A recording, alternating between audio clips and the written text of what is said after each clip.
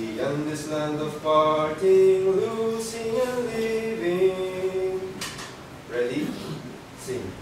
In this land of parting, losing and living, far beyond the losses, darkening this, and far beyond the taking and the reaping, lies a summer land of bliss. Land beyond, so fair and bright. Land beyond, there is no light. Summer land, God is His light. Oh, happy summer land of bliss. Beyond this land of toiling, sowing and reaping, far beyond the shadows, darkening this, and far beyond the sighing, moaning and weeping, lies the summer land of bliss. Land beyond, so fair and bright. Land beyond, there is no light. Summer land, God is His light. Oh, happy summer land of bliss. Tayo po'y muling lumuhod at manalangin. Diyos Ama na makapangyarihan sa lahat, Panginoon, narito kami, ilaga sa ating mga tinig at taos puso nagpapasalamat sa tunay na biyaya at pagpapala na patuloy niyo po pinagkalagay po sa amin. Ngayon din, Panginoon, papasalamat po kami sa buhay kalakasan na tinatagay po namin sa mga oras na ito.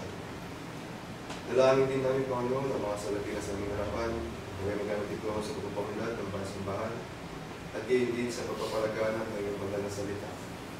Dalangin din namin na makatulong ito sa ilang kapit po namin na nangangailangan ng pinensya. Hiniling din namin, Panginoon, sa mga susunod na araw na pakain natin po kami at ibayan, ilayo sa kapamamahan, at gayon din ay ipagkalugin po sa aming mga pangailangan sa mga pisikal ng katawan, Panginoon. At gayon din dalangin namin na ingatan niyo po kami sa mga negosyo at trabaho. Panginoon, ganun din ay hihiling namin na pagkalugin po sa amin ng kapayapaan sa mga puso at isipan, Panginoon. At muli kami po hihingi ng kapatawaran sa mga pagkakasala at sa mga Panginoon na nagbibilang sa nabit ng mga labi. Kaya patuloy po namin pinapasalamatan at hihiling sa ngalan po na yung matapos na sa Kristo sa pagkakalitas at ang pangalan. Amen.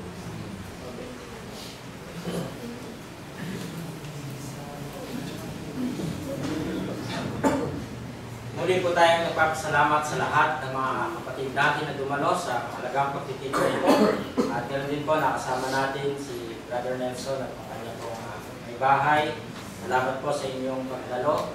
At sana po, isang linggo na lang ang natitira. Tayo ay humiling sa Diyos ng panibagong kalakasan ng ating mga pananampalataya at araw dahil meron na namang 365 days na bubunuin at 52 weeks na naman natin gagawin ang mga bagay na ito. Nawa po ay patuloy tayong malakas.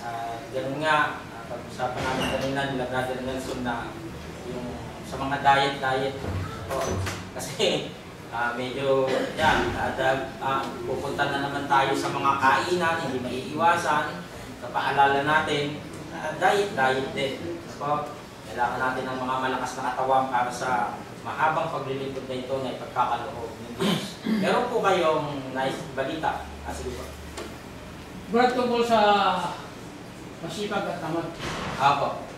Sabi na tamad, hindi na pala yung tamad, hindi naman pagod. Ang masipag naman, hindi na balik pagod. Marami naman kani. Para sa pero po, mga ano po yun, mga tawag dito, mga kumbaga parang opinion lang po. Pero pagdating sa Bible, syempre po, kailangan tayong magpagal dahil nga ito yung paraan para maipangulong natin yung good deeds. Ano po, binabanggit. At naniniwala po tayo na sa pamamagitan na nakikita tayo ng Diyos, sa paraan kung paano tayo maglingkod, sumampalataya, pumuwi sa Kanya, kailangan po na magampanan natin yung mga bagay na gusto niyang mangyari. Ano po, sa atin. Meron po kayong mga ipapasok. Iba kay Sister Daisy po. Okay po. Bro, kasi nilalaglang ko yung, yung lesson. Apo. Nasabi mo na ang Kristiyano, kailangan may pera. Apo. Apo. So ngayon, sabi ko, nagkaroon ng parang contradiction dun sa sinasabi ko. Ang tao, pag nagkakapera, nababago. Diba? Meron ganon. Or yung pera, binabago ang tao. Yun yung sinasabi nila. Pero paano nga, kung paralelism, pag-usapan natin. Sabi sa langit, para makaipon ka, hindi ng faith. May gawa. Pagdating sa lupa, para magkaroon ng mga material things, may gawa na gagawin ka. So kung ikaw ay, paano kung ikaw yung tao na dadaluyan ng biyaya dahil sa galing mo o kung meron kang talento? May requirements yun. Hindi ka basta relax lang na marireceive mo yun at ipapadaloy mo sa iba. So talagang papakapagod ka rin para mo makuha yun. Kasi may talino ka, meron kang galing, gano'n. So paano nga yun? Kasi sinasabi nila kapag Kristiyano, dati ang sipag-sipag sa gumanap sa mga gawain. Pero syempre dahil nga sa'yo pinadaloy ngayon, yung material things, nababago yun, yung priority mo, nababago rin. So hindi ka na ganun din kadalas sa, sabihin mo yung lahat ng gawain. Kaya nasasabi, nagkakaroon ng, ang mga kapatid nasasabi, nababago na siya. Kasi dahil sa, meron na siyang pera. Kasi dumadahil sa kanya. Ganun ba dapat talaga ang pagtingin? Kasi ngayon ko lang na, nabago yung perspective dun sa Luke 6:45 na sinasabi mo. Dapat ba ang pagtingin, nababago tayo ng pera o pinakikita lang ng pera kung sino tayo? Kasi ang katwiran ko sa ganon, kapag may pera ka at mabuti kang tao, ilalagay mo siya sa mabuting bagay. Pero kung masama ka, di ba, nandun yung, pag ako lang may pera, pinapatay ko yan. Yung mga ganon. So nandun yung kung ano yung damdamin o yung kung anong sino ka.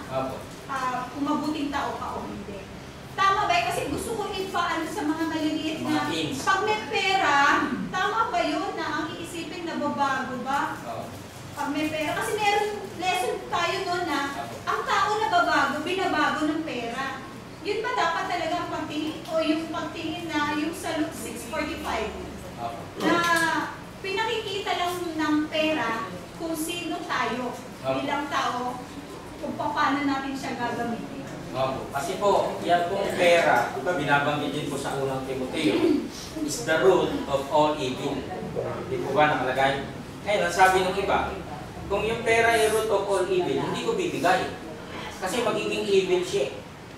Ako na lang yung evil. Ayaw pabigay yung pera. Ano ba? Pero dun po, sa binasa po natin yan, pinapakita lamang na kinakailangan mas makapangyarihan ng Diyos kesa doon sa pera o anumang mga meron tayo ng mga property o pananalapi na dapat bilang isang Kristiyano magamit natin ng tama yung mga bagay na ipinagkaloob ng Diyos sa atin. Yun nga po yung pagtulong sa kapwa, paggawa ng mabuti, pag-iibigan, one another, na yun yung pinabagay natin kanina, nako-convert yung mga anumang meron tayo dun sa paggawa ng mabuti sa kapwa. Yun po yung kasi merong mga iba't ibang opinion ng mga tao na talaga namang sumasalungat sa banal na kasulatan. Kagaya ng green bones. Ayan. Yan ay culture ng superstitious belief ng mga Chinese na kapag ang isang kinremate daw ay nakakakita ng green na bones. Pero wala kang makikita sa Bible na may green bones. So yun ay superstitious belief para maniwala yung mga tao. Kaya ang dami nagsulputan, yung mama ko nung mamatay, may green bones. So magugulo ngayon yung ating pananampalataya, parang, ano nga ba, may green bones. So wala pong gano'n. Kaya maraming mga opinion na lumalabas na para tayo pinapaniwala. Pero ipinapakita po ng Bible na yung pera ay magiging masama kapag sinamba ng tao.